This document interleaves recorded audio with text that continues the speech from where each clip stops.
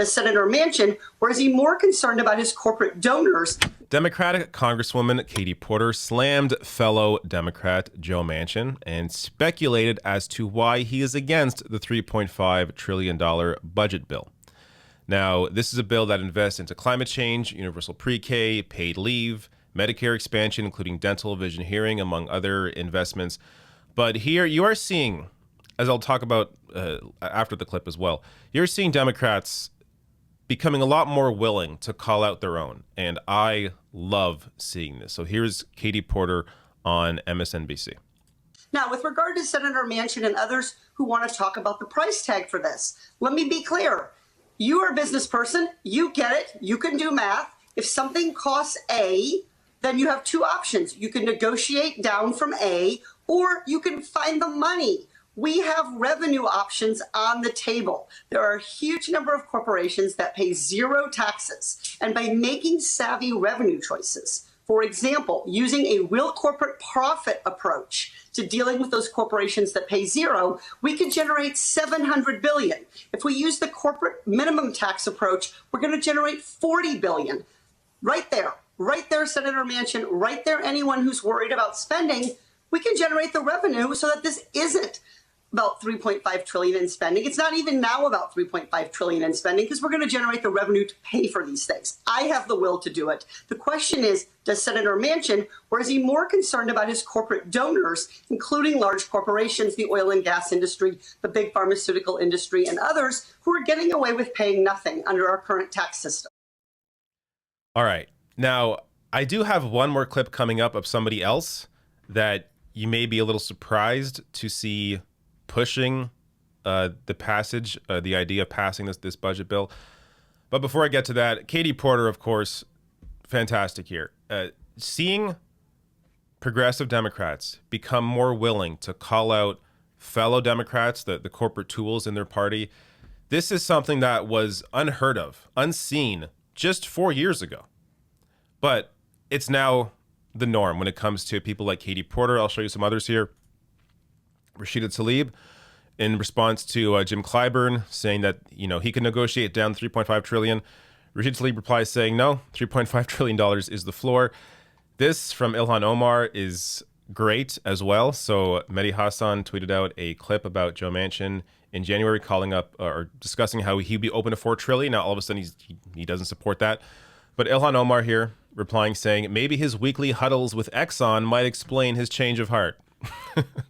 So they are just directly calling out the fact that he is a corporate tool. And these are just two examples. Of course, AOC has called him out as well. Jamal Bowman's called him out as well. Mondaire Jones has called him out as well. So there is a consistent theme here.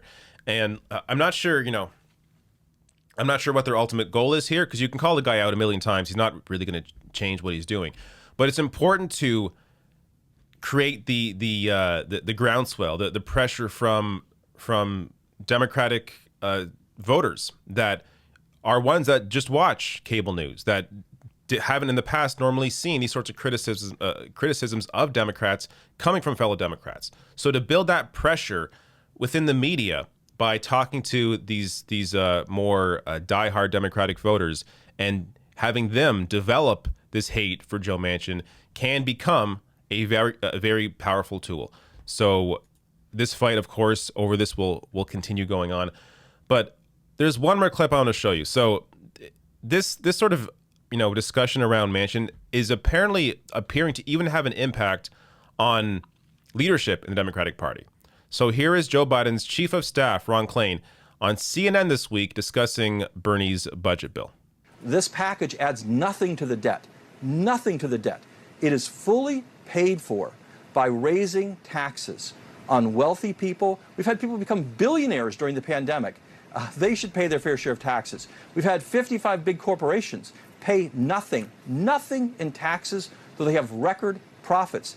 If we raise taxes on the big corporations who aren't paying, raise taxes on people using international loopholes, raise taxes on the wealthy who are not paying their fair share, we can pay for every one of those investments in the package without a penny of taxes on people making under $400,000 a year and without a penny being added to the long-term federal debt. In fact, passing these tax changes making the people who aren't paying pay their fair share, collecting taxes from people who owe them and are dodging taxes by using loopholes, using lawyers and accountants. Collecting those taxes will make our tax system fairer, make middle-class people share less of the burden, and can help bring down our debt in the long run. So I think Senator Manchin's concerns about inflation, about debts, those are concerns we can address with the provisions of this package itself. So there is Joe Biden's chief of staff essentially taking on the Bernie Sanders lines, talking about taxing these massive corporations, talking about the billionaires that made money during the pandemic and how they should be taxed. So this is the kind of thing is new. In the past, a bill like this, a budget bill with a massive investment into actual people that would actually help people, expanding Medicare, expanding childcare, actual money investment into climate change. This is the kind of thing that normally would be scoffed at in the past by these sorts of Democrats, by people like Biden's chief of staff. But now they're being embraced. And part of the reasoning for that is because of the power that continues to grow within the Democratic Party from these progressive lawmakers. So they continue every cycle to primary out more and more members of leadership, be it Joe Crowley, Eliot Engel, Lacey Clay, and they will continue to do that. And this is how you gain power. And in gaining power, you also gain respect, and you also begin to have actual power when it comes to lawmaking. So because they have this power now, because they've grown to a point where they can actually say, you know what, we're not going to vote for the infrastructure bill unless we get this budget bill passed first, because they've grown the numbers to the point where they can do that, they have some real power now. And it's having even an impact on Joe Biden. So it's incredible to see members of leadership that normally would simply capitulate to the Joe Manchins of the world actually now fight him and fight to push these two bills through, because they understand that neither's getting passed without the other.